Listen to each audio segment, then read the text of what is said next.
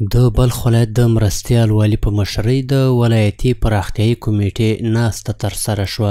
د یادې ناستې په پیل کې مرستیال والي د همکارو ادارو له هڅو مننه وکړه او په ولسوالیو کې د پراختیایي پروژو د متوازن تطبیق او د ادارو ترمنځ د همغږۍ پر پیاوړتیا یې ټینګار وکړ. نوموړي د اوړي موسم اړتیاو ته په اشارې سره پاکو اوبو ته لاسرسی د خلکو له بنسټیزو لومړیتوبونو څخه وباله او له همکارو ادارو یې غوښتل چې په ولسوالیو کې د څښاک پاکو اوبو په برابرولو کې جدي او مؤثر اقدامات وکړي. در همه ما شما معلوم است که امسال سال که است خوشسالی هست در همه ولایت باشه یا در اطراف ولایت در ولسوالی های دوردست یا نزدیک از همه چیز اولتر از ناحیه آب مردم مشکلات دارند. ورته مهال د بلخ د اقتصاد رئیس د مرستندویه ادارو له همکاریو مننه وکړه او له هغوی څخه یې غوښتنه وکړه چې مزار شریف ته له راستنې شوو کډوالو سره د اساسي مرستې وکړي.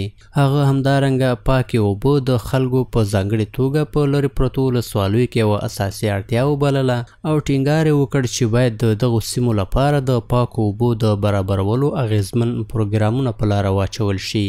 په دې ناسته کې همداراز ملي او نړیوالو مؤسسو ته وویل شول چې ورکړل شوي پروژې دې باید په سمه او اساسي توګه پلي کړي. د ټولو مؤسساتو د ټولو ادارو څخه تشکر کوو چې دوی خپل خدمات چې څومره مسؤلیت دی تر هغه زیات ولس او منطقې ته وړاندې کړي. نن په دغه جلسې کې چې کم مسؤلیت زما دی هغه یو تصاویب د جلسې قبلي دي چې مخکې په جلسه کې کم تصاویب نیول سوي وه آیا په هغه باندې عمل سوی دی که نه دی سوی. اول مؤسسات و تمویل کنندگان در قسمت رفع نیازمندی‌های مهاجرین تازه بازگشت آمدگی و همکاری لازم نمایند.